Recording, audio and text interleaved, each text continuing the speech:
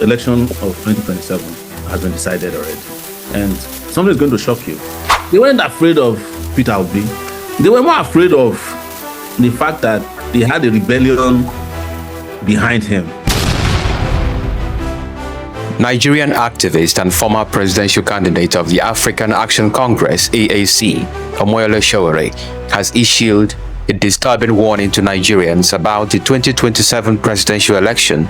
Speaking during an online conference with journalists Farouk Berogi, Moses Ochono, and Osmond Abo on Saturday, Sowore called for the formation of a coalition of the oppressed, or an uprising, as the only means to prevent President Bola Tinubu from securing re-election. According to him, the 2027 election has effectively been decided, with plans designed to create an illusion of transparency while ensuring Tinubu's continued grip on power. Sowore argued that the opposition currently visible is largely manufactured by Tinubu's camp to simulate political contestation. He alleged that those branded as opposition were handpicked to mislead the public and prevent an organic movement from gaining traction, especially one that Sowore claims would genuinely challenge the ruling elite.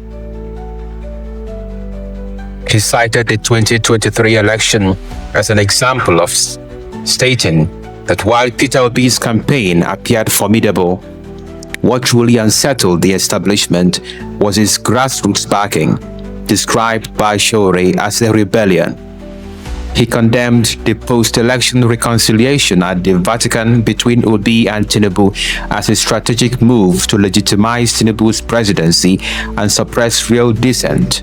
Sowore further asserted that Tinubu has consolidated power in key Nigerian states through political maneuvering and control over institutions like the Economic and Financial Crimes Commission, EFCC. He mentioned Lagos, Delta, Akwa Ibom and Rivers states as effectively under Tinubu's influence, with political loyalty taking precedence over party allegiance. Sowore warned that pre-election rigging efforts would be so thorough that even the opposition would likely congratulate Tinubu on a free and a fair election day. Highlighting the futility of current coalition talks led by political elites, Sowore condemned them as lacking ideology, character, and genuine representation of the people's interests. He urged Nigerians to reject the distractions of hollow political negotiations and instead organize themselves independently to forge a real movement that challenges the status quo. Do you think that from the way things are shaping up, the opposition has the capacity to stop Tinubu from winning a second term? Or if not, what do you think they should do? Or do you think it's an inevitability that was just fold their arms and just, roll with the punches? I shouldn't be saying this, but I'll say it because we're friends. This election of 2027 has been decided already.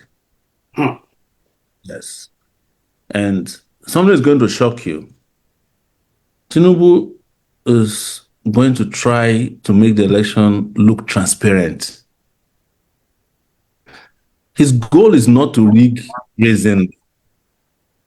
So he's doing a lot of pre-election preparation to create an impression that there's coalition and create an impression that there is opposition. The opposition you are seeing, they handpicked the opposition themselves and put it up there, because if there's no opposition, the likelihood that Nigerian people might just wake up and follow somebody that they cannot talk to is they don't want that. They saw part of that in 2023. They weren't afraid of Peter Obi. Trust me, I can tell you that for free. Even Peter Obi did not expect that he'll go as far as he went. They were more afraid of the fact that they had a rebellion behind him, which was a tail that was wagging his dog. And that was why the moment the election was over, they did everything they can to have Peter Obi meet Tinubu at the Vatican. You get my point. They arranged that. No matter what anybody tells you, it was for them a way for Peter Obi to say, look, I recognize you as president of Nigeria in front of a pope. Otherwise, they had no business going to the Vatican. But you know, his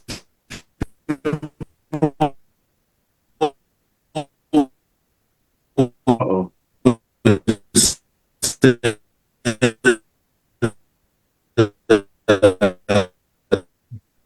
this they will come and argue about appoint ambassadors, which is going to be one of his last minute political moves. You see, some of them might be appointed as ambassadors and they will quit the coalition.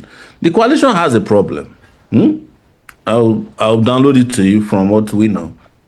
It doesn't have any big pocket states behind it. Tinubu has already swept those ones in through EFCC. Lagos is in Tinubu's hand. Delta, it has never happened in this country before. States like Delta, Akwa Ibom, they already got rivers in a lockdown. Whether Wike is there or not. In fact, they might get rid of Wike because they already have Fubara in their corner. They don't need him to change party. Political parties don't matter. Political loyalty is what is most important to them. So what Tinubu wants to do in 2027 is to do enough pre-election rigging that even the opposition that you are seeing now will now thank him on election day that this is free and fair election, or it is fairly free. So, because the international community also is interested in ensuring that some election happens in Nigeria, but we don't care whether it's free or fair. It's a shithole anyway. Anything done is acceptable to us. So, but I will say something that always been interesting about Nigeria. Nigeria has a way of just rejigging things, and it might be a natural disaster that will happen, and something will just change overnight. Except that happens, whomever Tinubu is appointed as INEC chairman is his least problem. If you want to win election in Nigeria, yes, you need INEC, but you also need INEC commissioners, federal. You also need INEC state commissioners. Tinubu has been one of the people that have elected the highest number of INEC staff in history. He met almost a clean slate. He was just throwing his people in there, federal. So whomever comes in now, there's not the person, they already put in place defense. You know, he's just going to be a gate man there. Then, if you all know the US, if a president of the US wants to appoint one Supreme Court justice, the whole country will shut down. Do you know that Tinubu appointed 11 Supreme Court justices since he came? 11. Yes. And most of you don't even know their names. And he needs 7 Supreme Court justices to deliver a judgment if, by any chance, litigation goes all the way to the Supreme Court. Are you getting my point? Then he's going to be contesting against people he knows how to defeat. They are friends. Whomever comes up, maybe the ADC will likely throw up Atiku, because if Atiku is not the candidate of the ADC will fall apart. Is Atiku, Mechi, people that are funding ADC. So the Labour Party has already gone. They've taken that one over. So you tell me, how is it that you defeat a guy fairly? I'm not talking about unfair. He has already dealt the unfair blow on everybody. That has Lagos in his kitty. He has Akwa Ibom in his kitty. He has Kaduna in his kitty. He practically now has Kano, because Kwakwanso is going to go to APC. Even if he doesn't leave his party, he'll be working for them. And they have Delta in their kitty. These are the richest states and the most popular states in the country. So they are going to tell you that, oh, you saw us now. We already have all these people on our side. We didn't need to rig the election. So all these people just write election figures. Amici will tell you that's why how they used to do it under Jonathan. Just write the figures.